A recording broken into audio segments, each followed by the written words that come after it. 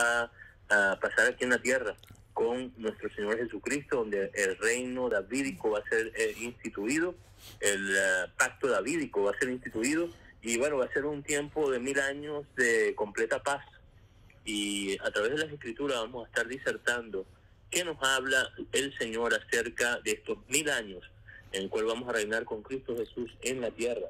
Así es que bueno, dentro de un poco de tiempo vamos a hacer contacto con la iglesia Calvary Chapel.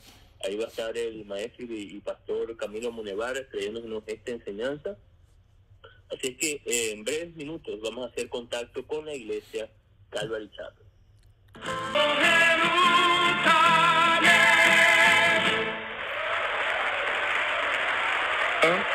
Habíamos quedado nosotros, no terminamos el capítulo, y esto pertenece al capítulo 20. Capítulo 20. Apocalipsis 20. El reino milenial de Jesucristo, le titulé yo a este capítulo, y va a estar dividido. Últimamente estaba haciendo mucho bosquejo porque me es más fácil, y creo que a ustedes también poder entenderlos. Versículos del 1 al 3, Satanás es atado por 1000 años. Versículos del 4 al 6, los santos reinamos con Cristo por 1000 años. Versículos del 7 al 10, el último intento de Satanás al final del milenio. Y versículos del 11 al 15, el juicio del gran trono blanco. Así que vamos a ver la primera parte. Satanás es atado por 1000 años, versículos del 1 al 3. Versículo 1 nos dice: vi a un ángel que descendía del cielo con la llave del abismo y una gran cadena en la mano. Este ángel es muy particular. Tiene de particular que no se sabe quién es, ni cómo se llama, ni qué título tiene, ni nada. ¿Y por qué es importante esto? Les voy a explicar por qué es importante.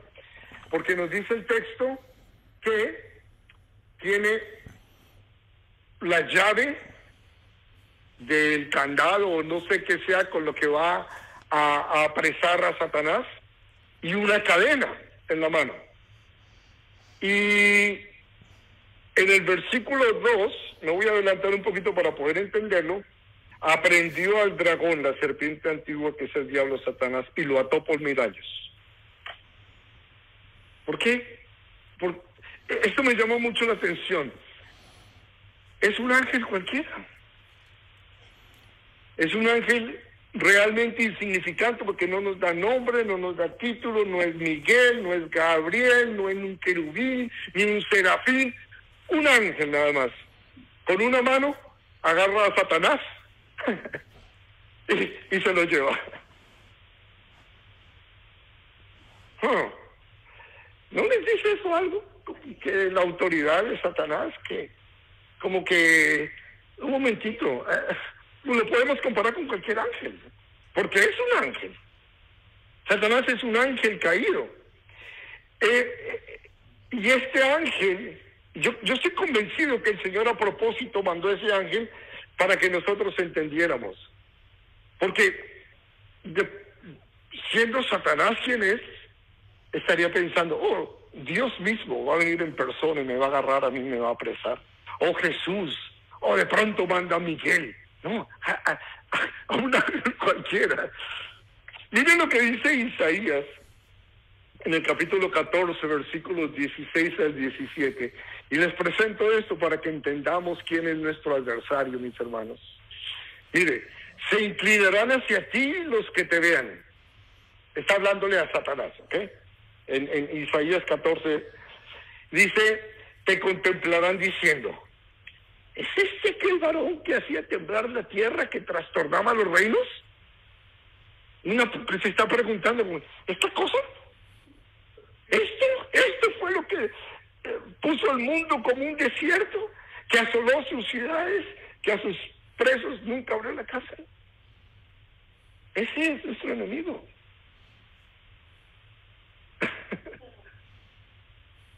Qué buena perspectiva, ¿cierto? Verlo Él nada, él no tiene ningún poder ni ninguna autoridad sobre nosotros. Es un engañador, es un mentiroso, es el padre de la mentira. Él no es nada. Y por eso... No es nada siempre y cuando uno no se deje. Claro, es obvio, pero en Cristo podemos hacerlo. Le estoy hablando a creyentes precisamente, por lo mismo. Él no es nada. Él no es nada. Y lo que puede hacer es porque nosotros se lo permitimos. Si hay alguien que tiene un programa de radio que me gusta mucho, porque al final dice, nosotros vemos a estos como gigantes, lo que pasa es que los estamos viendo de rodillas. Y a veces nosotros vemos a Satanás también como, pero porque lo estamos viendo inclinados. No, pongámonos de pie, levantemos la cabeza, sepamos a quién servimos. Sepamos quién es el que vive en nosotros. Y entonces podremos verlo por lo que Él verdaderamente es. Y esto también nos debe aclarar algo, que Satanás no es el opuesto a Dios. No, ni siquiera es el opuesto a Jesús. Ni, si acaso tendremos que compararlo, comparamos con otro ángel. Pero no con Dios. Dios es el creador. Dios le creó a él. Entonces, ¿por qué Satanás se ve que tiene tanto poder? Porque Dios le permite. Dios lo utiliza como un instrumento. Él se rebeló contra Dios y Dios dice, ok, te voy a utilizar. Y Satanás solamente hace lo que Dios le permite hacer. No más. No puede, lean el libro de Job y verán los primeros capítulos. Ahí está bien claro. Versículos 2 y 3 nos dice, y prendió al dragón, la serpiente antigua, el que es el diablo y Satanás, y lo ató por 1000 años.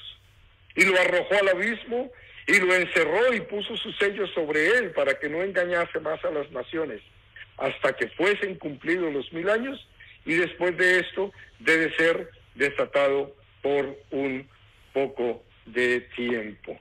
Miren lo que hace el ángel con Satanás. Ojo los verbos. Lo prendió, lo ató, lo arrojó, lo encerró y lo selló. Falta que diga y lo pateó. Todo eso, esa autoridad que Dios le da a otro ángel, simplemente para que lidie con el enemigo de la humanidad. Satanás no pudo contener a Jesús en la tumba, y acá un ángel desconocido lo contiene. ¿Y qué hace? Lo prende, lo ata, lo arroja, lo encierra y lo sella. Un solo ángel. Y es obvio que no es solamente a Satanás. ¿Quién más cae ahí? Sus demonios, los demonios, otros ángeles que se rebelaron contra él. Porque en esos 1000 años, como veremos ahora, no va a haber la influencia de Satanás ni de los demonios, no va a haber ninguna influencia pecaminosa sobre los humanos. Nos dice que tomó una cadena. ¿Perdón? Ok. Dice que tomó una cadena. ¿Qué tipo de cadena? No se sabe, no dice el texto qué tipo de cadena, pero me llama la atención porque también habíamos estudiado, habíamos leído de otros ángeles que también están encadenados. En Judas 6 nos dice, y a los ángeles que no guardaron su dignidad, sino que abandonaron su propia morada, los ha guardado bajo oscuridad en prisiones eternas para el juicio del gran día. Judas 6, para el juicio del gran día. Y yo quiero hacer una pequeña, no sé si aclaración, pero en algunos círculos cristianos he escuchado oraciones en donde cristianos atan a Satanás. Te atamos en el nombre de Jesús.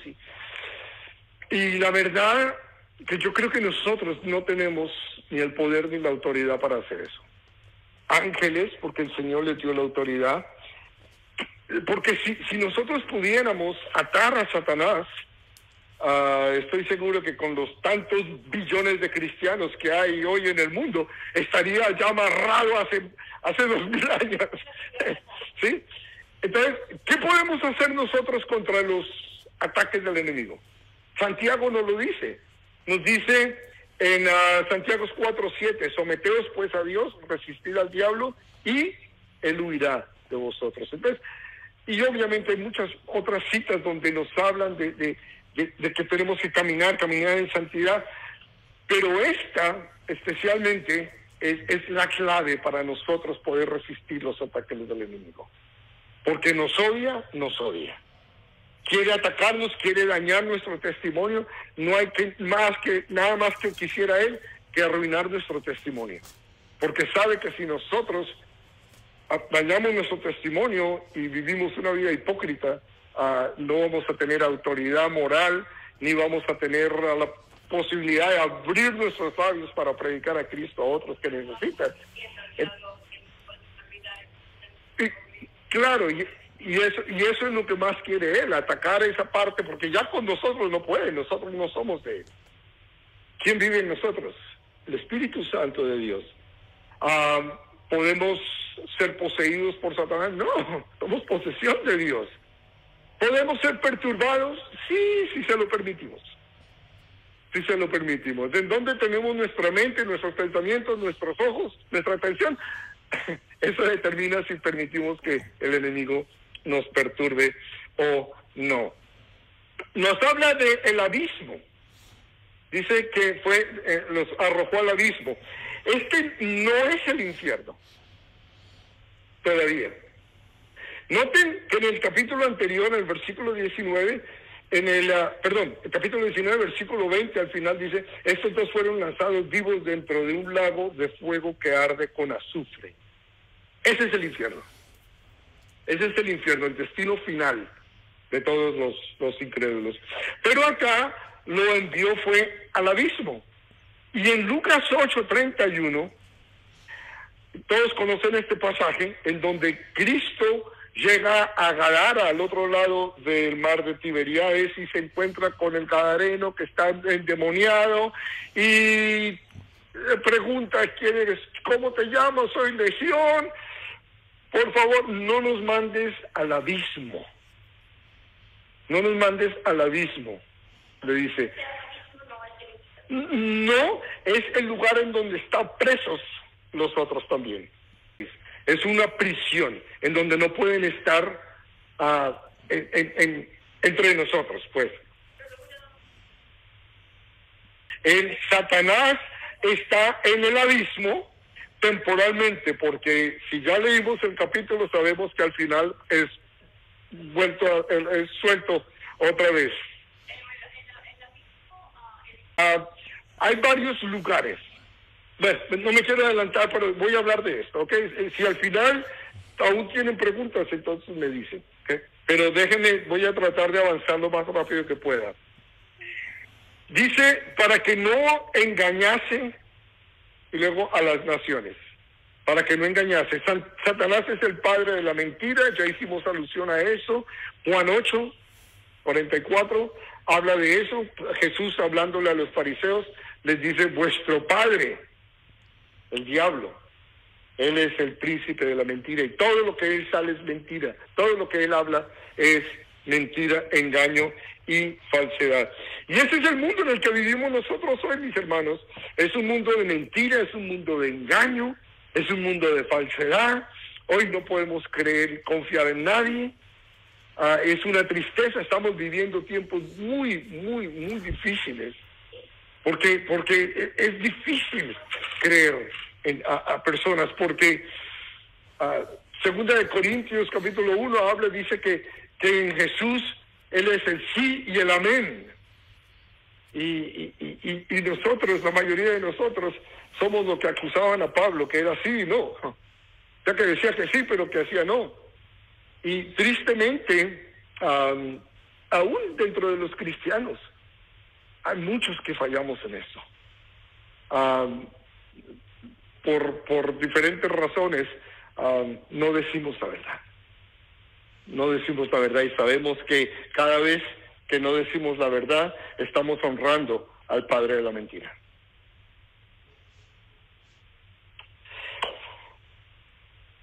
Mil años, y aquí voy a tener un rato largo. ¿Okay? Dice que lo arrojó al abismo y lo encerró y puso sus sellos sobre él para no engañar a las naciones hasta que fuesen cumplidos 1000 años. 1000 años. Ustedes han escuchado hablar del milenio. ¿Ok? Milenio, mil annum, significa 1000 años.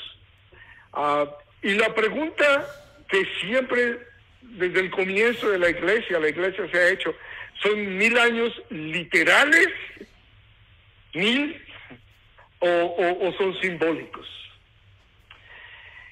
Y un teólogo del siglo IV llamado Ticonios, Ticonios, él fue el primero en espiritualizar este periodo de tiempo, los 1000 años. Él dijo, no son 1000 años reales, son 1000 años simbólicos. O sea que el reino de Cristo, y ahí me estoy adelantando, déjeme un segundito. El milenio habla de los 1000 años en que Jesús va a estar gobernando en la tierra. ¿Okay? Entonces, este teólogo dijo, Jesús no va a venir a gobernar físicamente por 1000 años, sino que Jesús ya gobierna en el corazón de los creyentes. Entonces es simbólico. 1000 años es porque Jesús vive en los creyentes. Y de ahí surgió una posición teológica que se llama el amilenialismo. A significa no, amilenialismo quiere decir que no hay milenio. ¿Okay? Esta doctrina o esta idea la recibieron San Agustín, el teólogo famoso católico. La Iglesia Católica la abrazó con mucha fuerza y fueron los que se encargaron de promoverla. Y cuando vino la reforma en el siglo XVI, muchos de los reformistas lo creyeron igual, fueron amilenialistas. O sea, Jesús ya reina en los corazones.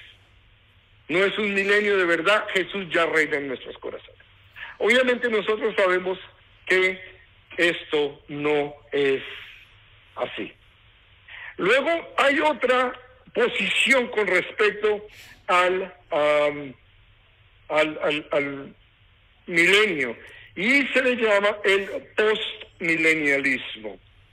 El postmilenialismo dice lo siguiente: Jesús va a venir a reinar después de la tribulación. ¿Okay? Por eso post, después, al final. Jesús va a venir a reinar después de la tribulación. Pero, ¿cuándo va a venir Él a reinar? ¿Qué es lo que va a hacer que Él venga a reinar? Es nosotros, la iglesia, vamos a ser el instrumento que Él va a usar para que cuando todo esté perfecto, cuando los gobiernos sean perfectos, cuando la gran comisión se haya cumplido, cuando todo el mundo sea cristiano, porque la iglesia ha influenciado a la sociedad, entonces cuando ese día ocurra, Cristo va a venir a reinar. Y obviamente, si es así, tan lejos. Porque si algo sabemos es que en los últimos tiempos lo que va a haber es apostasía. Los creyentes se van a ir alejando y lo hemos visto.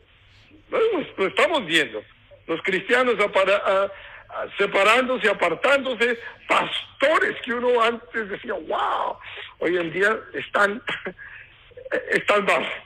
Entonces, esa es la segunda posición con respecto al milenio. Y la tercera posición se llama premilenialismo. que es la que nosotros creemos y la que nosotros enseñamos, pero más importante, la que la Biblia enseña. ¿Ok? Quiero hacer un énfasis acá. Los amilenialistas y los postmilenialistas también sacan pasajes de la Biblia para mostrarlo, pero hay que hacer maromas y gimnasia espiritual para tratar de entenderlo. Es muy sencillo el premilenialismo. Nosotros no podemos hacer nada, estamos a la merced de nuestro gran Dios misericordioso, tratamos de vivir vidas santas, tratamos de influenciar a la mayor cantidad de personas posibles, pero es el Señor el que gobierna en los asuntos de la humanidad. Y Él va a venir al final de la tribulación, pero nosotros vamos a ser raptados. Bueno, eso ya es un tema de... Bueno, el encierro de Satanás, quiero hacer énfasis en eso también. El encierro de Satanás encadenado no es algo espiritualizado, es real.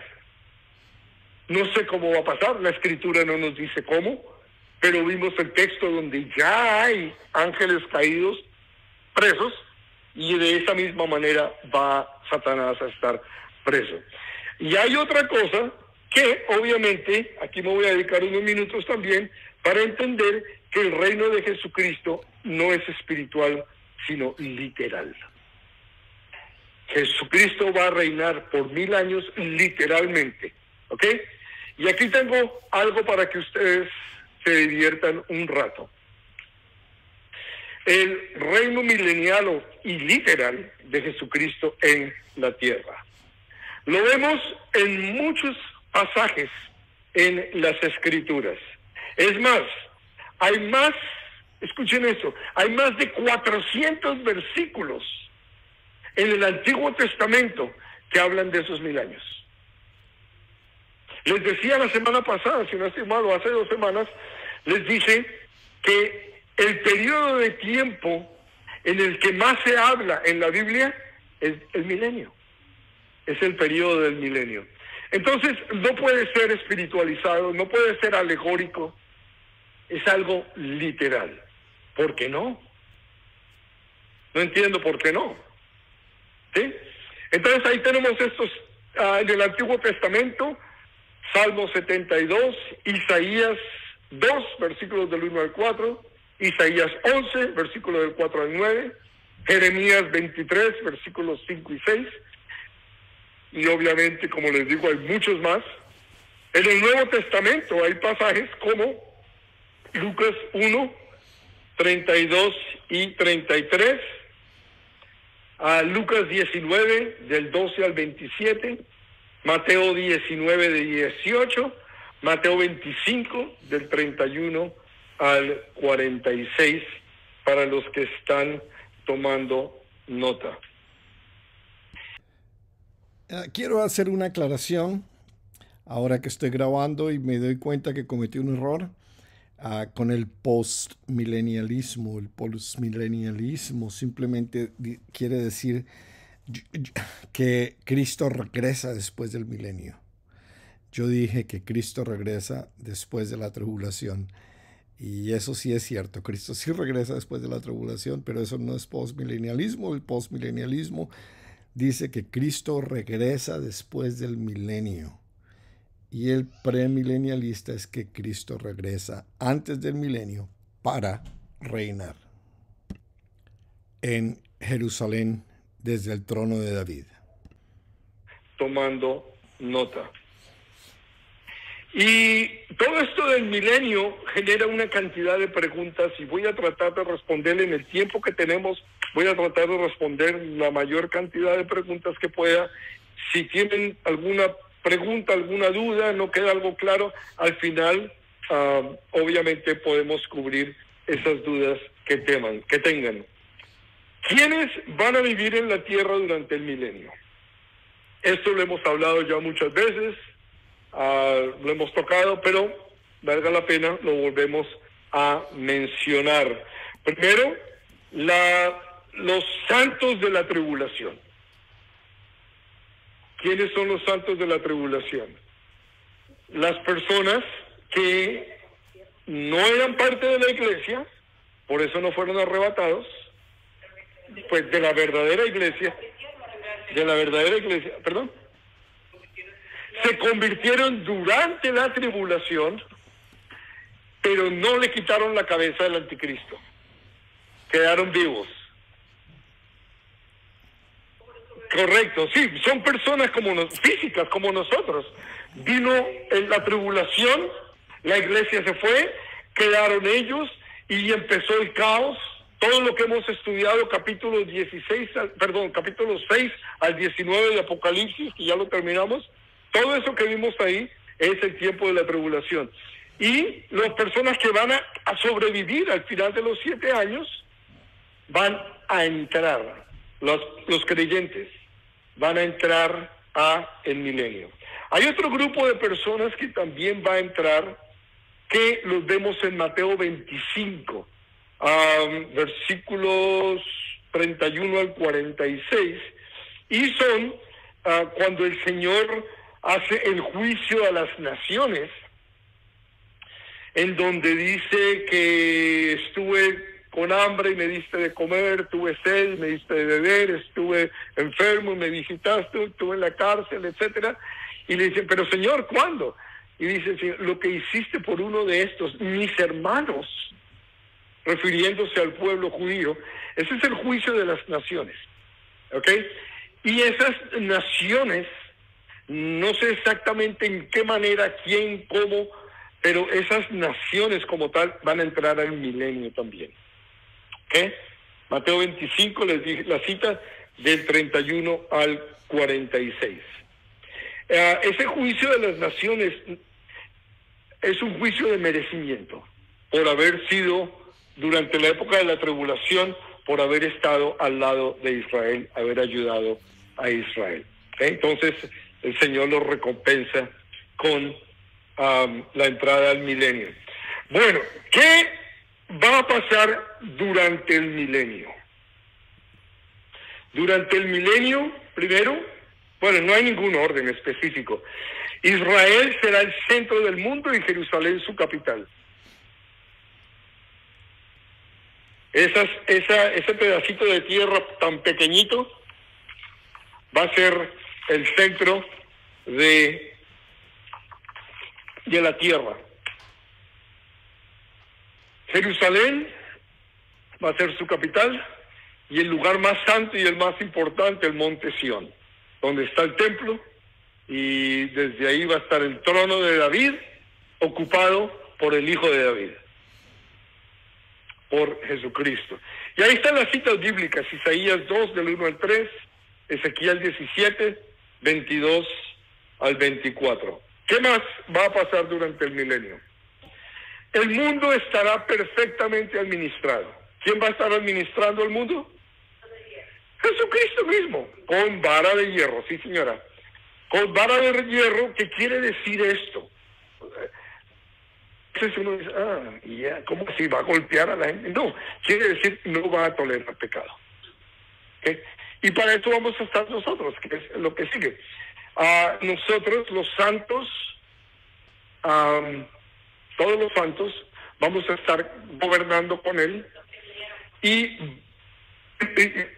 todos los santos, ahorita voy a tocar ese punto con Él, vamos a estar gobernando con Él en diferentes regiones del mundo, y nuestro llamado va a ser, cuando algunos de estos que nacieron durante el milenio vaya a la tienda y se quiera robar una chocolatina, ahí vamos a estar nosotros ahora.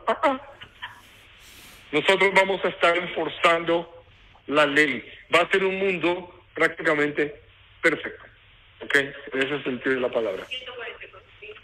Los 144,000 posiblemente vienen con nosotros, porque son salvos de la tribulación ellos.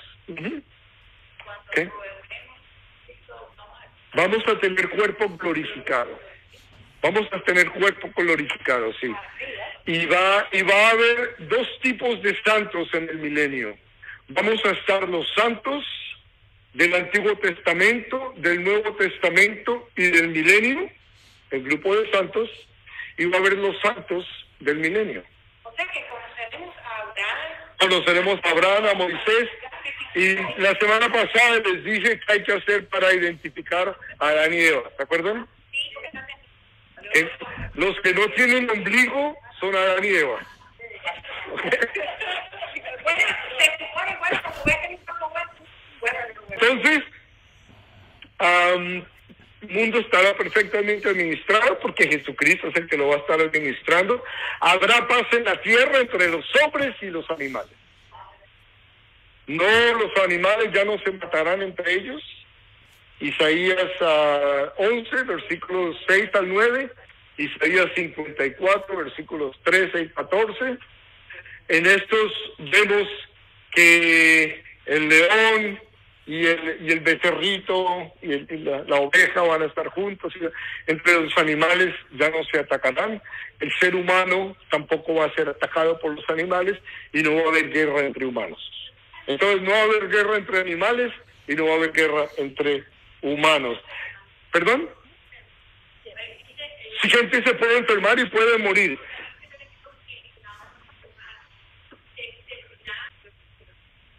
¿Perdón? Es posible para ustedes los amantes del steak, es posible que seamos vegetarianos. Sí, porque ya no hay que matar los animales. Pero vamos a estar en cuerpo glorioso, así que no importa. Nosotros no tenemos que comer. Si no queremos, comemos si queremos. 1 Corintios 15. No creo. Ay, esta mujer. No creo. Ay, esta mujer. Que si estaremos desnudos. No sé, pues, si tú quieres, puedes.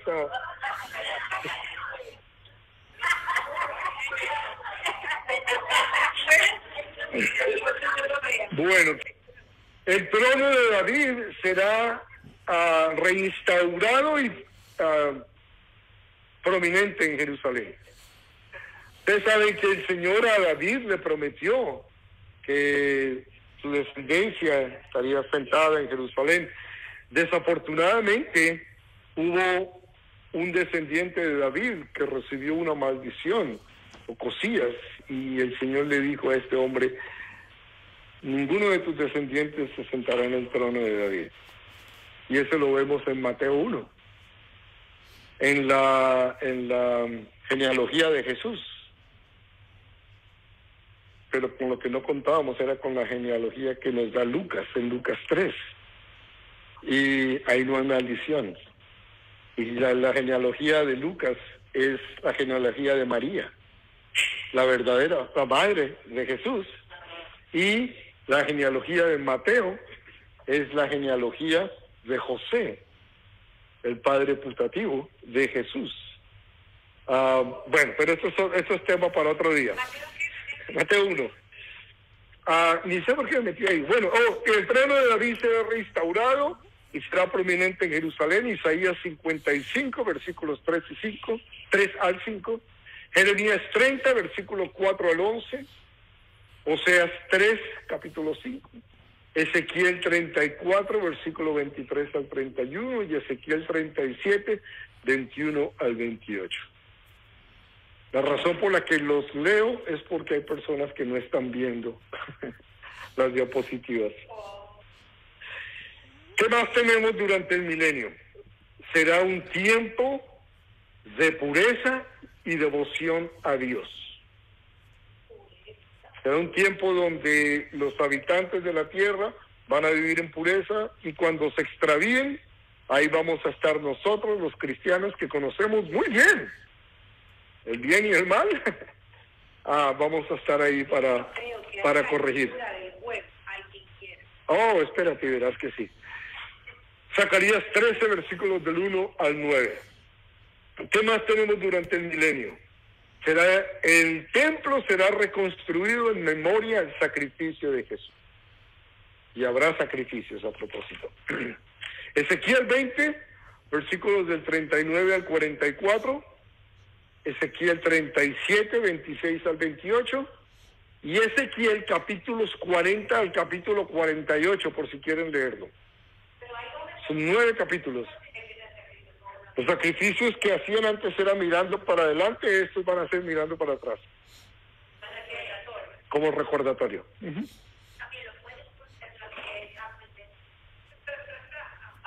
¿Esa? Sí, gracias. Construir memoria. Voy a pasar ya. Todo, perdón. ¿Quieren una foto? Tómenle una foto, sí, más rápido. Ok. Los santos resucitados recibiremos responsabilidad para cogobernar con Jesús. Yo les dije que iba a llegar ahí en un momento, ahí llegué ya.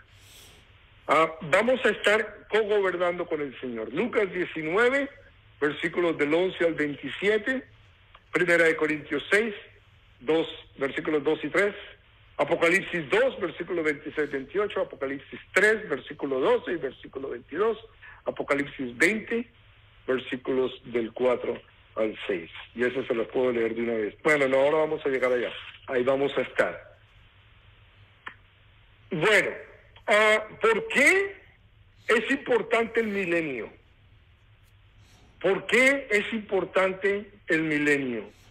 El milenio es muy importante por varias razones, pero es extremadamente importante saber dónde ubicarlo. Postmilenio, amilenio, premilenio. Es importante entender el aspecto bíblico en donde muestra claramente, es que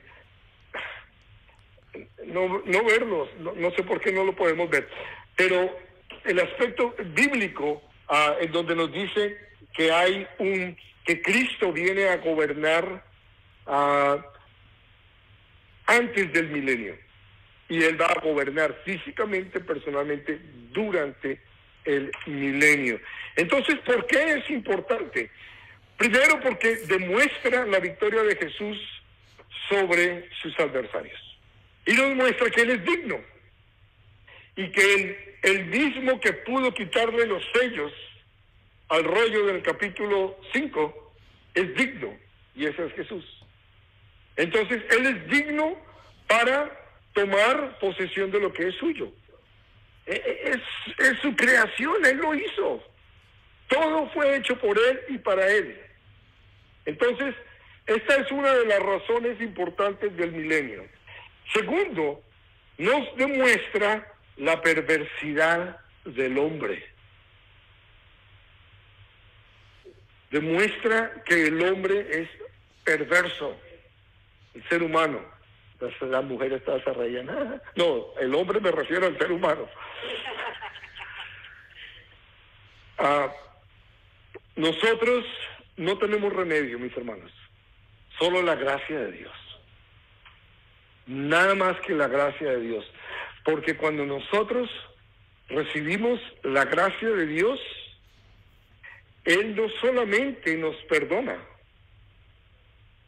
sino que Él viene a vivir dentro de nosotros por medio de su Espíritu Santo para que podamos vivir la vida que Él quiere que nosotros vivamos.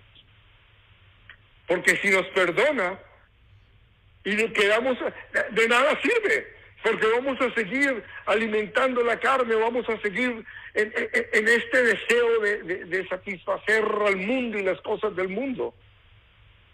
Pero en su gracia, en su misericordia, que Él todo lo sabe, Él nos da su Espíritu. Capítulo 20, aquí mismo, versículos del 11 al 15, nos habla claramente esto. Y lo que tú me preguntabas, Genia, ahí está. Y ahorita vamos a cubrirlo. Que es imposible creer que el hombre en esa condición se va a extraviar. Pero es triste, pero sí es cierto. Además, nos demuestra la infalibilidad de las Escrituras en cuanto a las profecías sobre el trono de David. La infalibilidad de las Escrituras con respecto a las profecías sobre el trono de David. No tengo la cita ahí, pero la tengo aquí en mi Biblia, en Lucas capítulo 1, versículos 30 al 33. Es muy claro lo que nos dice acá, dice: entonces el ángel le dijo: María, no temas, porque has hallado gracia delante de Dios, y ahora concebirás en tu vientre y darás a luz un hijo y llamarás su nombre Jesús. Este será grande y será llamado Hijo del Altísimo, y el Señor Dios le dará el trono de David su padre. ¿Okay? Y reinará sobre la casa de Jacob para siempre, y su reino no tendrá fin. Además, él es la respuesta a las oraciones de los cristianos. Señor, enséñanos a orar. Padre nuestro que estás en el cielo, santificado sea tu nombre. Venga tu reino. Y hemos estado por 2000 años pidiendo: venga tu reino. Y va a venir durante el milenio. Y es importante para nosotros. Lo hemos estado pidiendo. Además, cumple las promesas a los santos de reinar junto con Cristo.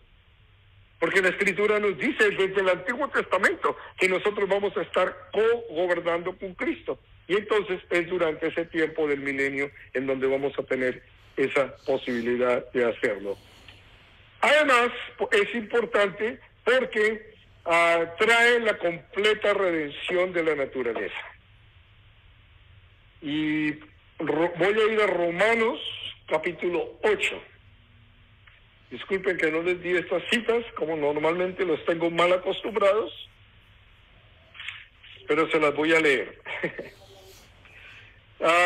Romanos 8, versículos del 19 al 22. Porque el anhelo ardiente de la creación es el aguardar la manifestación de los hijos de Dios.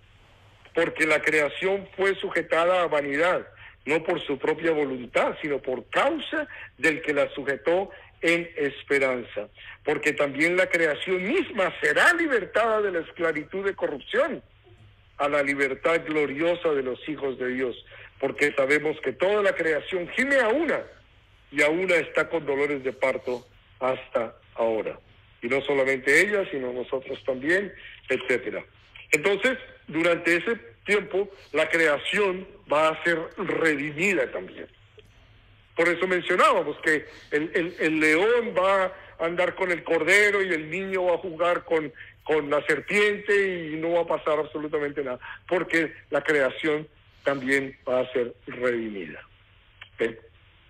Bueno, versículos, segundo punto. El primero era Satanás atado por 1000 años. El segundo, los santos reinamos con Cristo por 1000 años. Versículo 4 dice: y vi tronos y se sentaron sobre ellos los que recibieron la facultad de juzgar. Y vi las almas de los decapitados por causa del testimonio de Jesús y por la palabra de Dios, los que no habían adorado a la bestia ni a su imagen, y que no recibieron la marca en sus frentes ni en sus manos, y vivieron y reinaron con Cristo 1000 años. ¿Okay? Entonces nos habla de aquellos, dice que vi tronos y se sentaron sobre esos tronos los que recibieron la facultad de juzgar. ¿Quiénes son los que recibieron la facultad de juzgar? No escribimos los 24 ancianos. Has estado poniendo atención, muy bien. Los 24 ancianos. Los 12 de las 12. Correcto, y los 12, pues correcto. Pero hay alguien más. Posiblemente, Mateo 19, 28, dice que posiblemente los 12 apóstoles. Dice: Jesús les dijo: de cierto os digo que en la generación cuando el Hijo del Hombre se siente en el trono de su gloria, vosotros que me habéis seguido también os sentaréis sobre 12 tronos para juzgar a las 12 tribus de Israel. Los 12 apóstoles. Y además puede ser también, 1 Corintios 6, 2 al 3, pueden ser todos los santos. ¿O no sabéis que los santos han de juzgar al mundo? Y si el mundo ha de ser juzgado por vosotros, ¿sois indignos de juzgar cosas muy pequeñas? ¿O no sabéis que hemos de juzgar a los ángeles? ¿Cuánto más las cosas de esta vida? Nosotros, el Señor nos va a dar la potestad para poder juzgar con rectitud, con justicia. Entonces, estos que están en los tronos, que se sentaron sobre ellos, los que recibieron la facultad de juzgar, pero noten algo más, dice, y vi. Al principio del versículo dice, y vi los tronos, y vi las almas. O sea que vio dos grupos de personas, los que recibieron facultad para juzgar y las almas de los decapitados, de los que murieron por testimonio de Jesús. Pero me llama la atención mucho esto, porque dice al final, y vivieron y reinaron con Cristo 1000 años. Sabíamos claramente de los primeros, los que tuvieron, o sea, nosotros, la iglesia, los santos del Antiguo Testamento, pero este texto aquí me habla que los santos de la tribulación antes de la venida de Cristo también van a resucitar. Y ha habido siempre una controversia en la iglesia con respecto a los santos del Antiguo Testamento. Moisés, David, ¿cuándo van a resucitar ellos? Y hay los que dicen que van a resucitar antes del milenio, hay los que dicen que va a resucitar al final del milenio, y estoy yo, que digo que van a resucitar al tiempo con nosotros. ¿Okay? ¿Por qué?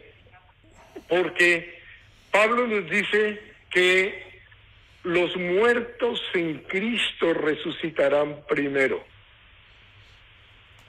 Y si leemos Hebreos capítulo 11, nos vamos a encontrar con una lista muy larga de aquellos que murieron y están en el cielo, y vamos a encontrarlos en el cielo.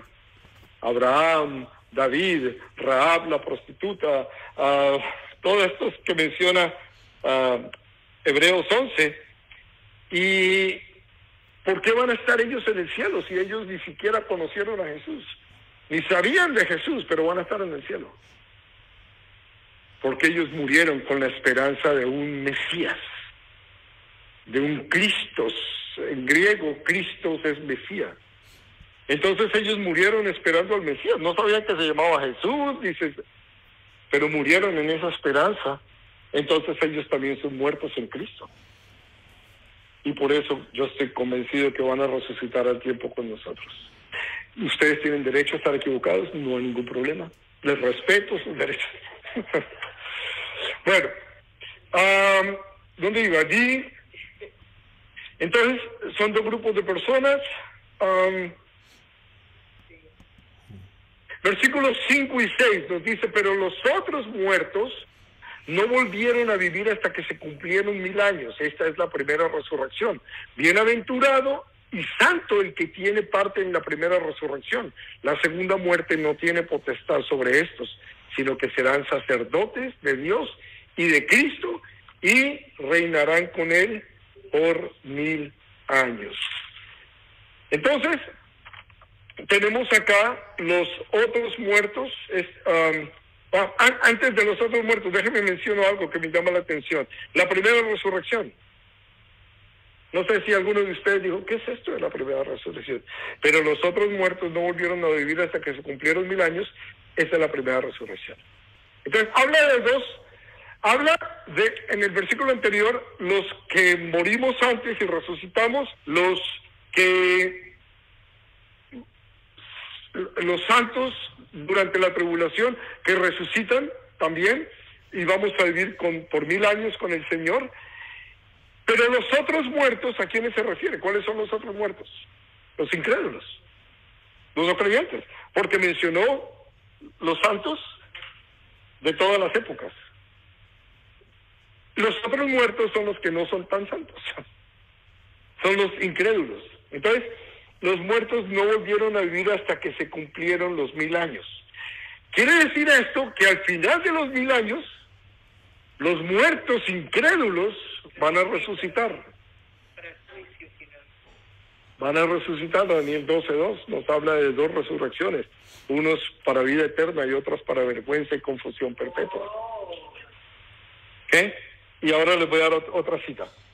Entonces, dice, ¿dónde estoy? Ok. Esta es la resurrección de todos los creyentes en la historia, que es una resurrección. Bienaventurados. Es una resurrección de poder, no hay potestad sobre ellos. Y es una resurrección de privilegio, porque serán sacerdotes.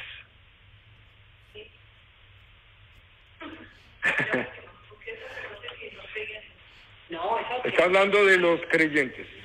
Bienaventurado y santo el que tiene parte en la primera resurrección. Y aquí es importante hacer esta aclaración.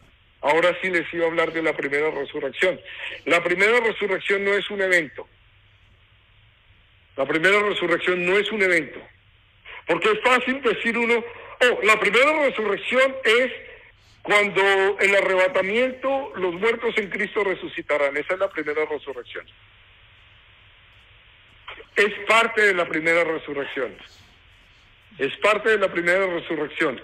Y la otra parte de esa primera resurrección es los que creen que los santos del Antiguo Testamento van a resucitar en otro tiempo distinto al nuestro.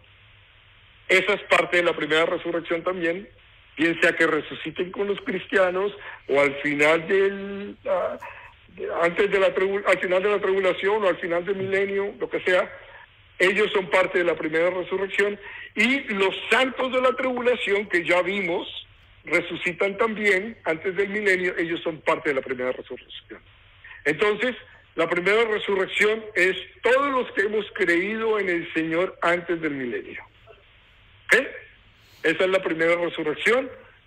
Por eso les digo, no es necesariamente un evento. Y en el versículo 15 nos habla de los otros muertos. Y ya mencioné esto, son los incrédulos. Y estos incrédulos no resucitan sino hasta después del milenio, y van a enfrentar el juicio de Dios, el juicio del gran trono blanco, y la segunda muerte. Versículo 14. ¿Ok? El que nace una vez, muere 2 veces y resucita en la segunda resurrección. Por eso es bien importante nacer 2 veces. Porque el que nace 2 veces, muere una sola vez y es parte de la primera resurrección y viene a vivir eternamente. ¿Ok? Si eso es confuso, no importa, con que sepan que hay que nacer de nuevo, es lo importante. Quedó clarito.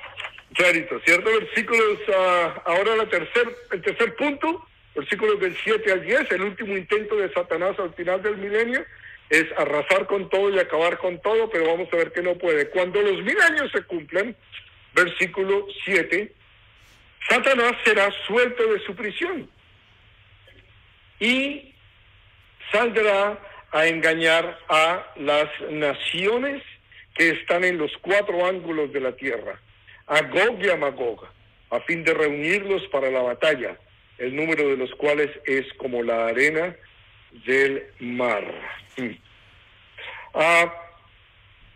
Satanás será suelto una vez más. Entonces ya vimos, lo amarró el ángel que venía con la cadena y las llaves, lo amarró 1000 años, pasan los 1000 años y al final va a ser suelto Satanás una vez más. ¿Perdón? No necesariamente. No todo vuelve a empezar, pero les voy a explicar qué es lo que va a pasar. Los humanos, durante el milenio, van a vivir conforme a los estatutos del reino, conforme a las leyes bíblicas, a las leyes del Señor, ¿ok? Pero ellos, estoy hablando de los que nacen durante el milenio. Entonces, estas personas nacen, no van a tener tentaciones, no van a tener ocasiones en donde pecar, pero son nacidos de nuevo. Todo es externo. Todo va a ser externo. Sí, van a vivir bien y no van a robar, no van a mentir. Y ahí estamos nosotros encima para encargarnos de que pase eso.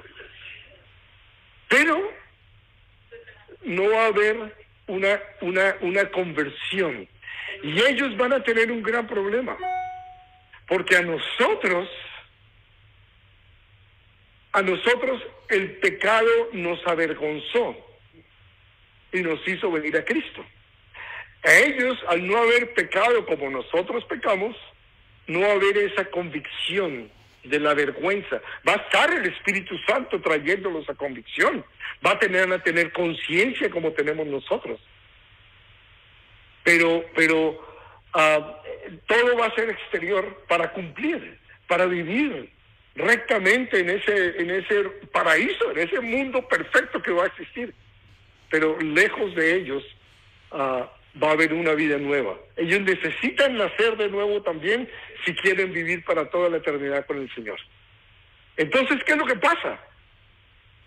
Como le pasó a Adán y a Eva. Ellos no sabían si amaban o no al Señor hasta que no recibieron el contrapunto para saber, ¿amo o no amo?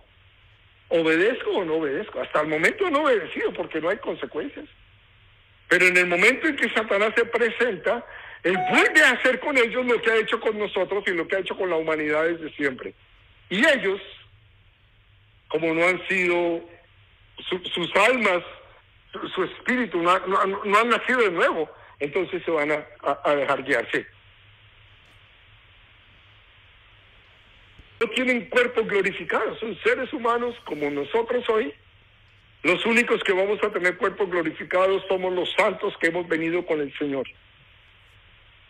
Los que entran en el milenio son gente como nosotros, porque no han resucitado, no murieron durante la tribulación, entraron al milenio y ahí se casaron y empezaron a tener familia y tener hijos y se reprodujeron. Y esos hijos pueden vivir 1000 años, y en 1000 años, si yo que soy tan joven, ya tengo 9 personas en mi... ¿Quiénes, perdón?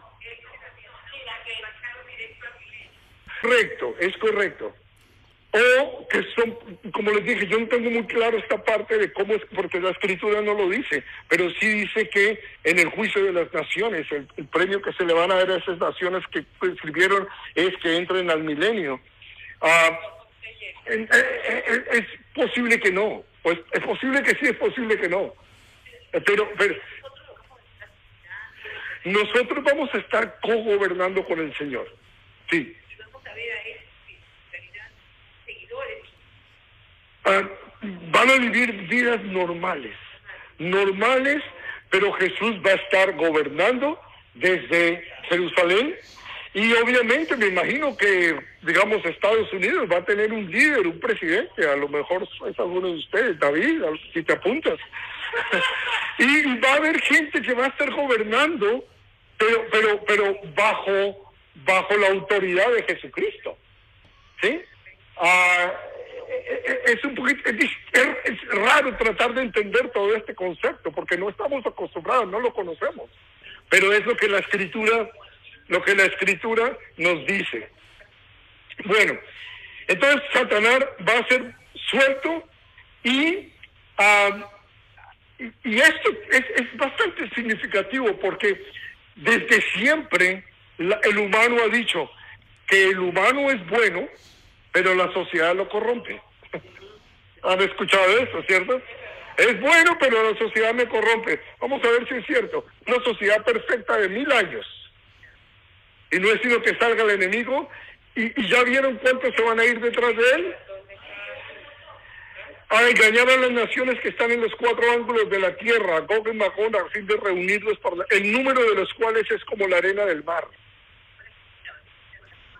Ok, hay algo que quiero aclarar con respecto a Gog y Magog, porque puede equivocarnos, puede confundirnos. Este Gog y Magog acá no es el Gog de Magog, de Ezequiel 38 y 39. En Ezequiel 38 y 39 es Gog de la tierra de Magog. ¿Ok? Este es Gog y Magog. Ahora, ¿es posible que no sean los mismos personajes? Es posible que lo que el Señor esté haciendo a través de Juan es lo mismo que hizo con Babilonia. No es una ciudad específica, ¿sí? Sino está ilustrando algo mucho más grande. Ahora, puede ser que Satanás, estando suelto, vaya allá arriba a donde está Rusia y donde está toda esa área geográfica y sea ahí donde comienza el alboroto. Es posible que sea Gog, o sea, la tierra de Gog, que sea una vez afectada. Yo me inclino más bien a pensar lo primero que mencioné. Está utilizando a Gog y Magog como ejemplo de maldad, como ejemplo de lo propensos que son al pecado y a la guerra y a todo esto. No necesariamente que sea Rusia o que sea estas regiones. Bueno, la condición natural del hombre es obviamente enemistad con Dios, y por eso es que necesitamos nacer de nuevo. Eso es lo más importante. Versículos 9 y 10. Subieron sobre la anchura de la tierra y rodearon el campamento de los santos y la ciudad amada, y de Dios descendió fuego del cielo y los consumió. 10. Y el diablo que los engañaba fue lanzado en el lago de fuego y azufre, donde estaban la bestia y el falso profeta, y serán atormentados día y noche por los siglos de los siglos. Oye, él está como arriba. Rodearon el campamento de los santos, dice acá. Subieron sobre la anchura de la tierra y rodearon el campamento de los santos y la ciudad amada. ¿Cuáles santos son estos que rodeó estos ejércitos? No se sabe a ciencia cierta si son los santos glorificados, nosotros, o es posiblemente los santos que se han convertido durante el milenio, que están en Jerusalén. Es más factible que sea eso, porque a nosotros ya no nos pueden matar. Tenemos cuerpos glorificados eternos. Estas personas no, todavía son personas físicas que están como nosotros hoy. Creemos en el Señor, le alabamos, somos santos, pero todavía estamos en este cuerpo. Entonces es posible que se esté refiriendo a estas personas. Y descendió fuego del cielo y los consumió. Aquí no hay batalla ninguna, como en Armagedón, el capítulo 19, el Señor baja y ¡pum!, lo acaba. Un solo suspiro, un solo soplo y acaba con todo. Y fue lanzado en el fuego, en el lago de fuego y azufre. Este sí es el infierno. ¿Okay? Allí están la bestia y el falso profeta, ya lo vimos, capítulo 19, versículo 20. Y esto muestra que la idea de la aniquilación es falsa. ¿A qué me refiero con esto? Hay personas que dicen, a mí no me importa en la vida, yo vivo mi vida como me place y me muero y se acabó todo. Ya, ese es el fin, ahí no hay nada, ahí me convierto en polvo otra vez. No, esto no es cierto. Eso se llama aniquilación, la teoría de la aniquilación. Ahí habla que van a estar por toda la eternidad. Y si se dan cuenta, dice día y noche, serán atormentados día y noche por los siglos de los siglos. Yo no sé qué más claro para poder entender que es eterno, que es para siempre. Mi cuarto y último punto, ya casi terminamos, les garantizo que sí. Versículos del 11 al 15, el juicio del gran trono blanco. Entonces tenemos 1 al 3, Satanás atado por 1000 años, 4 al 6, los santos reinamos con Cristo por 1000 años, 7 al 10, el último intento de Satanás, y 11 y al 15, el juicio del gran trono blanco. Vi, versículo 11, un gran trono blanco y al que estaba sentado en él, de delante del cual huyeron la tierra y el cielo, y ningún lugar se encontró para ellos. El que estaba sentado, ¿quién es? ¿Quién es el que está sentado en este trono blanco? Ahí está. Juan 5, 22 al 27, porque el Padre a nadie juzga, sino que todo el juicio dio al Hijo, para que todos honren al Hijo como honran al Padre. El que no honra al Hijo, no honra al Padre que le envió. De cierto os digo, el que oye mi palabra y cree en el que me envió, tiene vida eterna y no vendrá a condenación, mas ha pasado de muerte a vida. 25. De cierto os digo, viene la hora y ahora es cuando los muertos oirán la voz del Hijo de Dios y los que la oyeren vivirán. Porque como el Padre tiene vida en sí mismo, así también ha dado al Hijo el tener vida en sí mismo y también le dio autoridad de hacer juicio por cuanto es el Hijo del Hombre. Entonces ahí está bien clarito que el que está sentado en el trono es Jesús, donde dice que huyeron la tierra y el cielo. ¿Por qué huyeron? Querían apartarse. Y esto simplemente nos dice, del juicio de Dios nadie se escapa. Nadie, absolutamente nadie se escapa. Los cristianos, ojo, este juicio no es el juicio para los cristianos. Nosotros sabemos perfectamente que los cristianos compareceremos ante otro tribunal. Se llama el Tribunal de Cristo. 2 de Corintios 5:10. Y podemos leer parte de eso también en 1 de Corintios 3:12 al 15. En donde no vamos a estar delante de Jesús para enjuiciarnos, porque ya fuimos enjuiciados. Vamos a estar ahí para recompensas. Es la diferencia. Estos otros van a estar ahí para recibir su castigo, la sentencia. Y vi a los muertos grandes y pequeños, versículo 12, de pie ante Dios, y los libros fueron abiertos, y otro libro fue abierto, el cual es el libro de la vida, y fueron juzgados los muertos por las cosas que estaban escritas en los libros, según sus obras, y el mar entregó los muertos que había en él, y la muerte y el Hades entregaron los muertos que había en ellos, y fueron juzgados cada uno según sus obras. Este no es un juicio, ya le digo, de sentencia, porque no tienen nada que decir. Es un juicio de sentencia.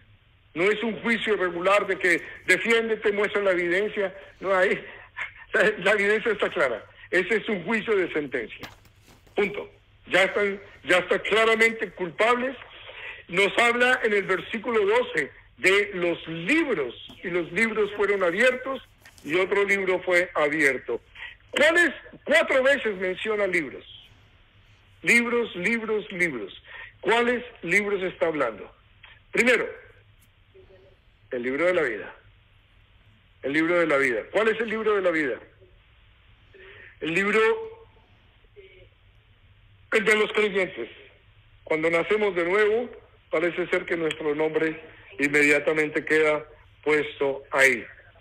Hay otro libro que lo vamos a encontrar en Juan 12:48. Créanme que me estoy apurando.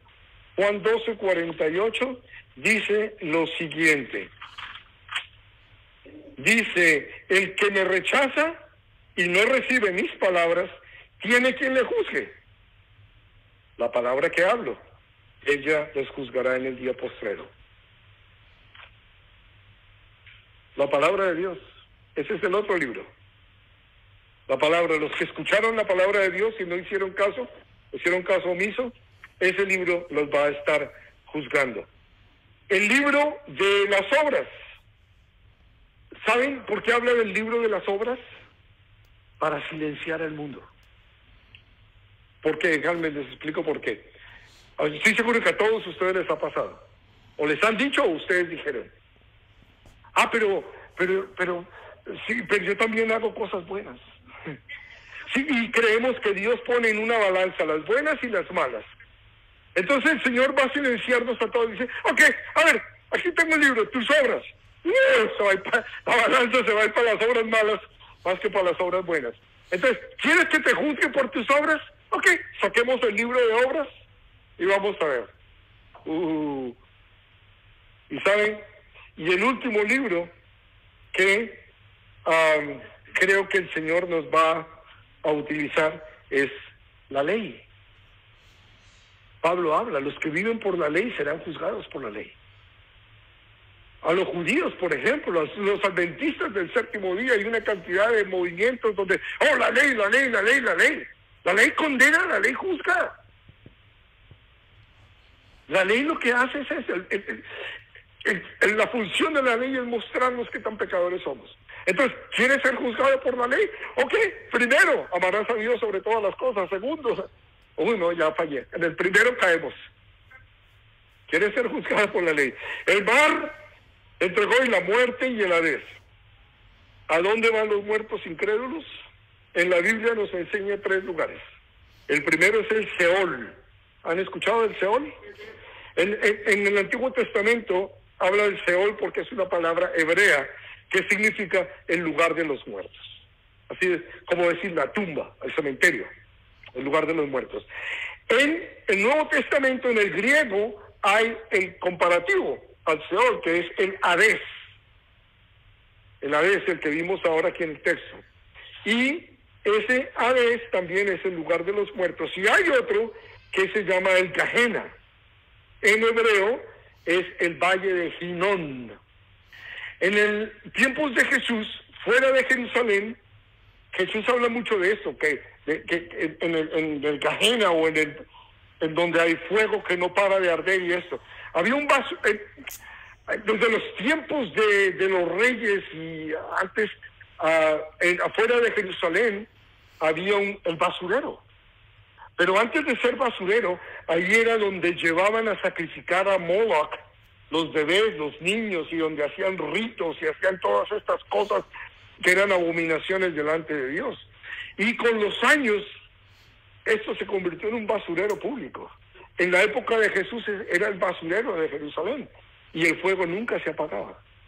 Siempre estaba encendido porque siempre estaban quemando la basura de la ciudad. Y por eso el Señor utiliza ilustraciones como esta, el fuego que nunca se apaga, etcétera. Entonces, hay esos 3 términos que se utilizan en la Biblia: el Seol, el Hades y el Gehenna. ¿Okay? 14 y 15, y con eso terminamos. Y la muerte y el Hades fueron lanzados al lago de fuego. Esta es la muerte segunda.